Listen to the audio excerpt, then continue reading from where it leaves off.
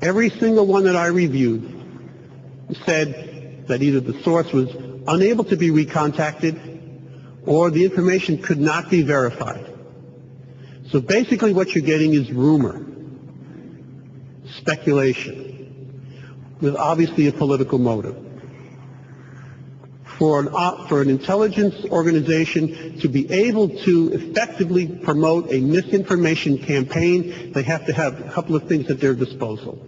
They have to know the environment. Well, that's easy for the MOIS. It's their backyard.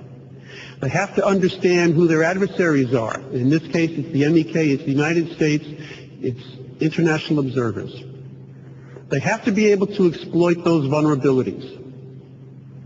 And those vulnerabilities are, as we've seen in the press, because this is an open society, a debate over America's continued military presence in the region, specifically as to what's happened in Iraq, the threat from Iran, a range of issues. So what the MOIS will do is fabricate information, use sources, we call them social and media contacts, and these are either recruited people or people that they've just contacted once or twice. They propagate orchestrated pieces of information that promote their own views. As an example, you've all probably seen the erroneous stories which have circulated in the press and are still circulating, stating that the MEK harbors terrorist groups, train women as suicide bombers, responsible for plane hijackings, bomb threats. While the MOIS has considerable skills in these areas of espionage, it cannot hide the truth that the MEK promotes a peaceful, nonviolent, and democratic Iran, are committed to the Universal Declaration of Human Rights, as well as international conventions and covenants, and promotes a domestic and foreign policy based on peaceful coexistence. The time is long past for the MEK to be listed from the foreign terrorist organizations list.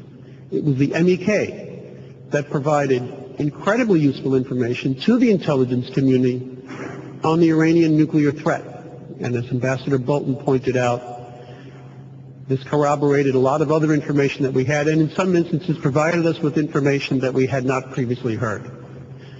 So as I said, it's a long time in coming. There is no, at least in my opinion, based on 30 years of service, there is no legitimate reason based on intelligence, either assessments or on collected information, which would continue the propagation of MEK on the foreign terrorist organizations networks.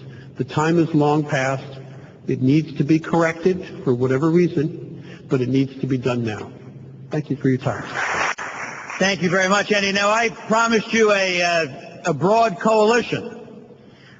In the 30 years I've been in this town, there may have been an issue where John Bolton and I stood on the same side and fought for the same team. I don't know what it was. It took the mullahs to bring us together.